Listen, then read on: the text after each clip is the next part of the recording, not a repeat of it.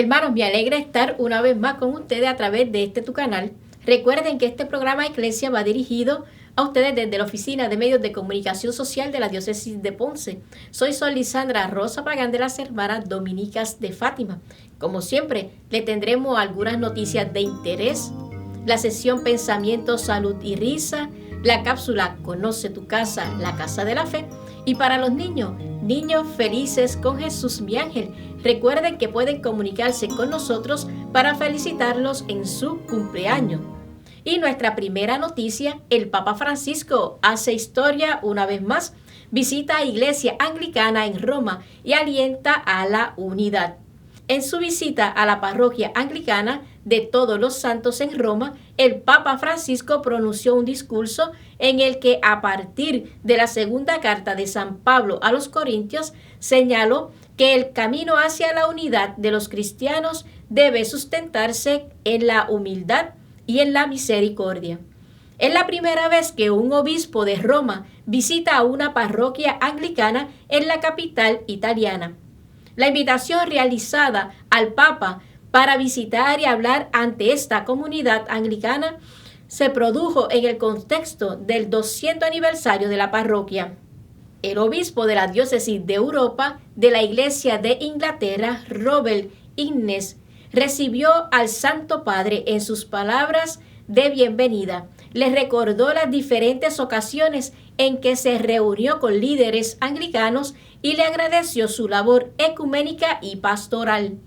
En su discurso, el pontífice afirmó que en el transcurso de estos 2 siglos, mucho ha cambiado en la relación entre anglicanos y católicos, que en el pasado se miraban con desconfianza y hostilidad. Hoy, gracias a Dios, nos reconocemos como lo que realmente somos, hermanos y hermanas en Cristo. Mediante nuestro común bautismo, como amigos y peregrinos, deseamos caminar juntos, seguir juntos a nuestro Señor Jesucristo. El pontífice destacó que católicos y anglicanos estamos humildemente agradecidos porque después de siglos de desconfianza mutua, ahora somos capaces de reconocer que la fecunda gracia de Dios está en las obras tanto de unos como de otros. Damos gracias al Señor porque entre los cristianos haya crecido el deseo de una mayor cercanía, que se manifiesta en el rezar juntos, en el testimonio común del Evangelio y sobre todo en las diferentes formas de servicio. Francisco llamó a tener paciencia en el camino ecuménico, pues en ocasiones el progreso en el camino hacia la comunión plena puede parecer lento e incierto. Pero hoy podemos trazar el aliento de nuestro encuentro. Durante la visita a la parroquia de Todos los Santos, el Papa bendijo un icono de Cristo Salvador. A partir de este icono reflexionó sobre la misericordia. La misericordia divina es la fuente de todo el ministerio cristiano, dijo. Cuando nosotros, comunidad de cristianos bautizados, nos enfrentamos a los desacuerdos y nos colocamos frente al rostro misericordioso de Cristo, lo hacemos del mismo modo que lo hizo San Pablo en una de las primeras comunidades cristianas, afirmó. El Papa habló de la humildad, que no solo es una bella virtud, sino que es una cuestión de identidad.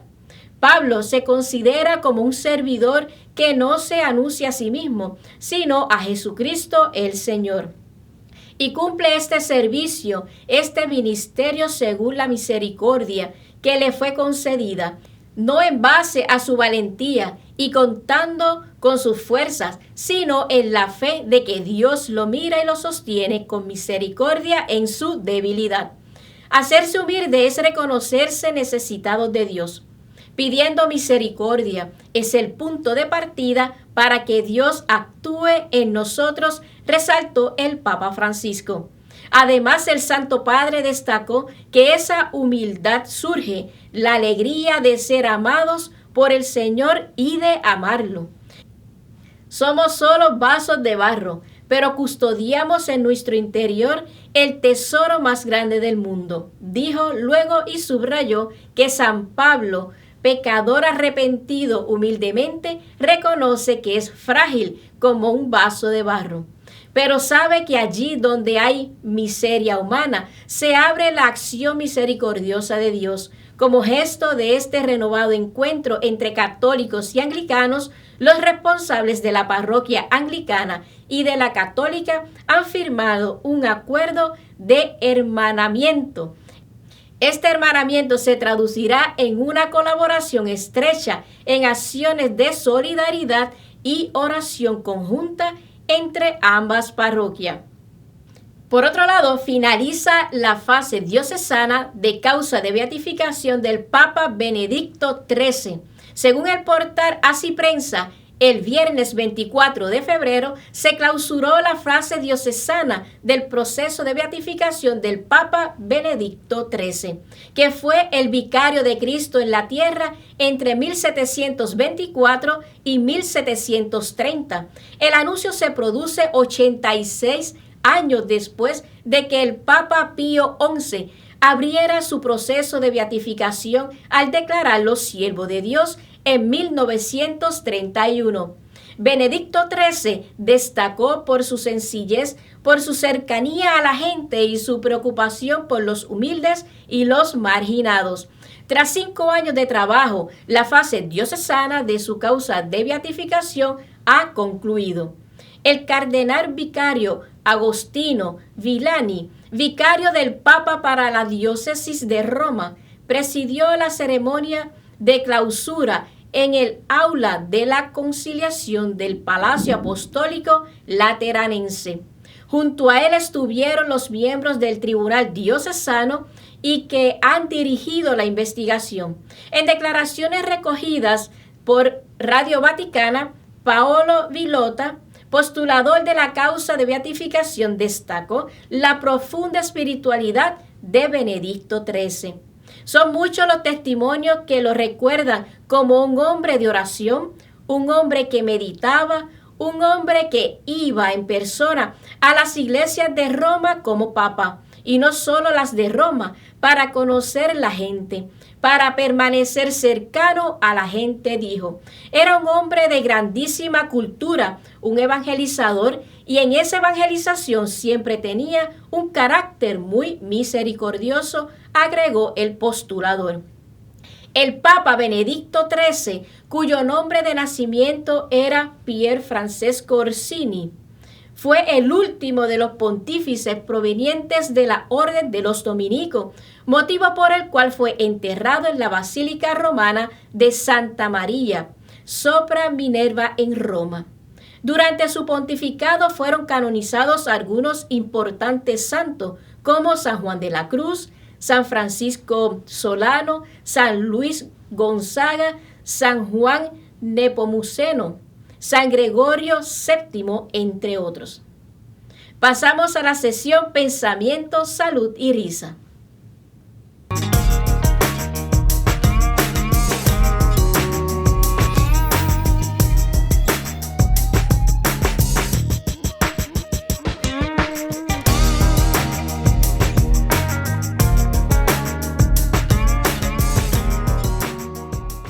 Hoy nos vamos por el pensamiento.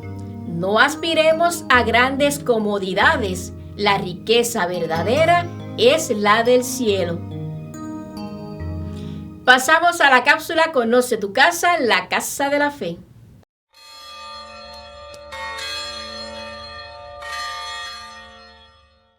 Saludos queridos hermanos, aquí con ustedes una vez más Sor Marianita de Jesús López Carrión de las Hermanas Dominicas de Nuestra Señora de Rosario de Fátima. Es un gusto compartir con ustedes una vez más en esta sección Conoce tu casa, la casa de la fe. Me imagino que todos ustedes están esperando la interpretación teológica del mensaje de Fátima del cardenal Joseph Ratzinger. Qué bueno que estén interesados en conocerlo. Pero mis hermanos, hoy y probablemente en la próxima semana aún estaremos presentándoles los detalles que el mismo cardenal Ratzinger, hoy Papa Benedicto XVI, obispo emérito de Roma, ha querido introducir para explicar dicho mensaje. ¿Qué dice la Iglesia sobre las revelaciones privadas? Pues miren, escuchemos aún en este respecto, antes de nada, el Catecismo de la Iglesia Católica. A lo largo de los siglos ha habido revelaciones llamadas privadas, algunas de las cuales han sido reconocidas por la autoridad de la Iglesia.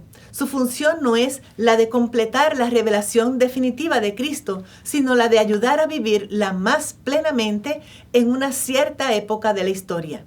Se deben aclarar dos cosas. Uno, la autoridad de las revelaciones privadas es esencialmente diversa de la única revelación pública. Esta exige nuestra fe. En efecto, en ella, a través de las palabras humanas y de la mediación de la comunidad viviente de la Iglesia, Dios mismo nos habla. La fe en Dios y en su palabra se distingue de cualquier otra fe, confianza u opinión humana. La certeza de que Dios habla me da la seguridad de que encuentro la verdad misma y de ese modo una certeza que no puede darse a ninguna otra forma humana de conocimiento. En segundo lugar, la revelación privada es una ayuda para la fe y se manifiesta como creíble precisamente porque remite a la única revelación pública.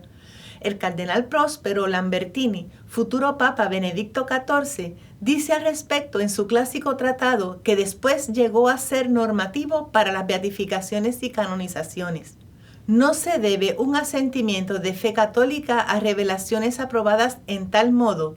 No es ni tan siquiera posible. Estas revelaciones exigen más bien un asentimiento de fe humana, según las reglas de la prudencia que nos las presenta como probables y piadosamente creíbles.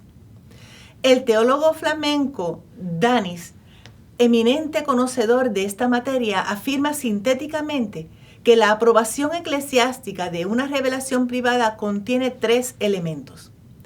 El mensaje en cuestión no contiene nada que vaya contra la fe y las buenas costumbres. Es lícito hacerlo público y los fieles están autorizados a darle en forma prudente su adhesión. Un mensaje así puede ser una ayuda válida para comprender y vivir mejor el Evangelio en el momento presente. Por eso no se debe descartar. Es una ayuda que se ofrece, pero no es obligatorio hacer uso de la misma.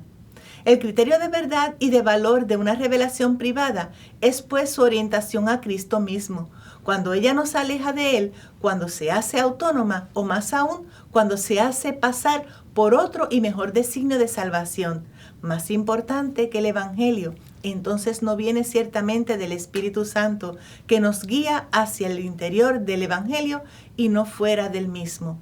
Esto no excluye que dicha revelación privada acentúe nuevos aspectos, suscite nuevas formas de piedad o profundice y extienda las antiguas.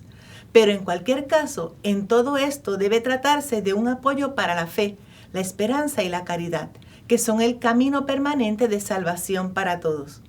Podemos añadir que a menudo las revelaciones privadas provienen sobre todo de la piedad popular y se apoyan en ella, la dan nuevos impulsos y abren para ellas nuevas formas. Eso no excluye que tengan efectos incluso sobre la liturgia, como por ejemplo muestran las fiestas del Corpus Domini y el Sagrado Corazón de Jesús. Desde un cierto punto de vista, en la relación entre liturgia y piedad popular, se refleja la relación entre revelación y revelaciones privadas. La liturgia es el criterio, la forma vital de la Iglesia en su conjunto, alimentada directamente por el Evangelio. La religiosidad popular significa que la fe está arraigada en el corazón de todos los pueblos, de modo que se introduce en la esfera de lo cotidiano. La religiosidad popular es la primera y fundamental forma de inculturación de la fe, que debe dejarse orientar y guiar continuamente por las indicaciones de la liturgia, pero que a su vez fecunda la fe a partir del corazón. Hemos pasado así de las precisiones más bien negativas que eran necesarias antes de nada a la determinación positiva de las revelaciones privadas. ¿Cómo se pueden clasificar de modo correcto a partir de la Sagrada Escritura? ¿Cuál es su categoría teológica? La carta más antigua de San Pablo que nos ha sido conservada, tal vez el escrito más antiguo del Nuevo Testamento, la primera carta a los tesalonicenses, me parece que ofrece una indicación. El apóstol dice en ella: no apaguéis el espíritu, no despreciéis las profecías, examinad cada cosa y quedaos con lo que es bueno. En todas las épocas se le ha dado a la Iglesia el carisma de profecía, que debe ser examinado, pero que tampoco puede ser despreciado. A este respecto es necesario tener presente que la profecía en el sentido de la Biblia no quiere decir predecir el futuro, sino explicar la voluntad de Dios para el presente. El que predice el futuro se encuentra con la curiosidad de la razón, que desea apartar el velo del porvenir. El profeta ayuda a la ceguera de la voluntad y del pensamiento y aclara la voluntad de Dios como exigencia e indicación para el presente. La importancia de la predicción del futuro en este caso es secundaria. Lo esencial es la actualización de la única revelación que me afecta profundamente. La palabra profética es advertencia o también consuelo, o las dos cosas a la vez. En este sentido, se puede relacionar el carisma de la profecía con la categoría de los signos de los tiempos, que ha sido subrayada por el Vaticano II. ¿Sabéis explorar el aspecto de la tierra y del cielo? ¿Cómo no exploráis, pues, este tiempo? En esta parábola de Jesús por signos de los tiempos debe entenderse su propio camino, el mismo Jesús. Interpretar los signos de los tiempos a la luz de la fe significa reconocer la presencia de Cristo en todos los tiempos. En las revelaciones privadas, reconocidas por la Iglesia y por tanto también en Fátima, se trata de esto: ayudarnos a comprender los signos de los tiempos y encontrar la justa respuesta desde fe ante ellos. Bueno, hermanos, ahora nos vamos a una pausa y de regreso continuamos con Eclesia.